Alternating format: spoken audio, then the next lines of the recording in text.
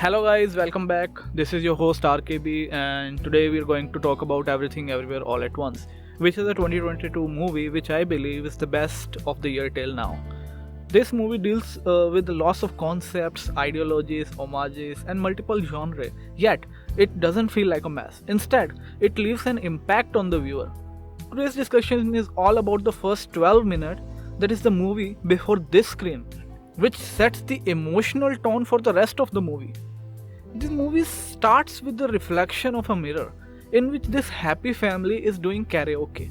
They are enjoying it, and the soundtrack is very melodious, beautiful. But notice, slowly it is changing into a menacing soundtrack and then cut off.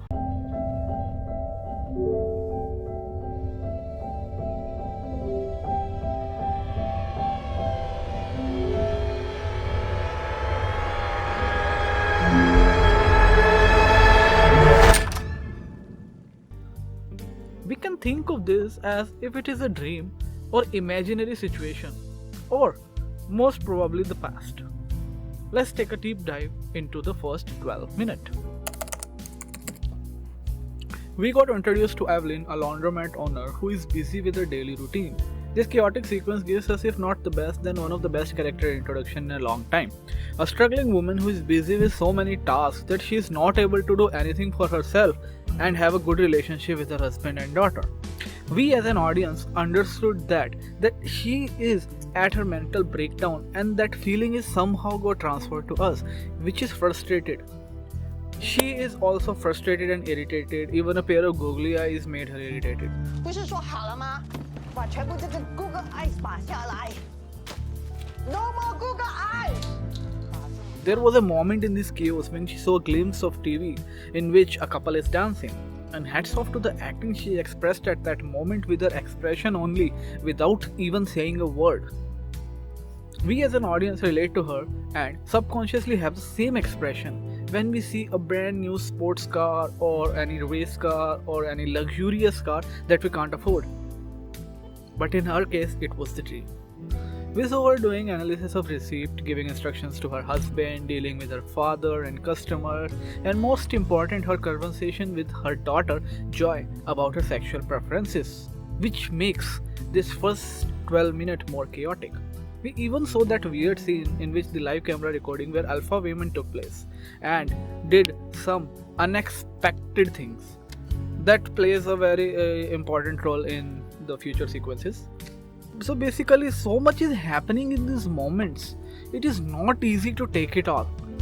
Yet, every scene fulfills its purpose. That is chaos. Waymond is a silly husband in POV of Evelyn, but in reality, he is just a normal person wishing for love. That's what every man wants, love. His method of dealing with regular stuff is completely opposite from Evelyn. He dances with customer and brings cookies for the IRS inspector. He's the perfect definition of a weak man, as per the society. But is he weak? No. We don't accept these things, but lots of people are like him in real life. His method might be different, but they worked every time, and for that, he never gets any appreciation. Kinda reminds me of my corporate job. He's a very strong man who is also in depression and making efforts in the relationship which was not shown but expressed subtly. He's filing a divorce and he's looking for a chance to talk to her, but she's so busy with work that everything else is a second priority. These few scenes tells us that he is hurt behind a very cute personality and a smiling face. Just look at him, how he's behaving with Joy and her girlfriend. He just wants love, which he's not getting. He's taken for granted that people around him don't feel his importance. Lots of real people face this every day. These few scenes completely structured the relationship, which plays a very important role throughout. The most important relationship established is between mother and daughter. Evelyn is simply not able to accept that her daughter is lesbian. She hides this from Joy's grandfather.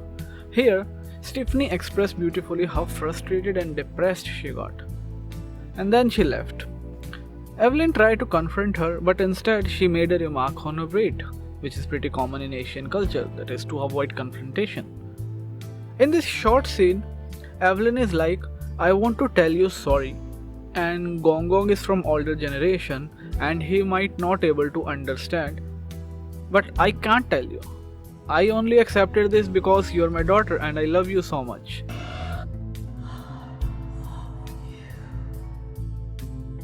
And I have to accept your sexual preferences even though I am against it. And Joy be like, I am expecting you to be real with me, accept me, and here you are.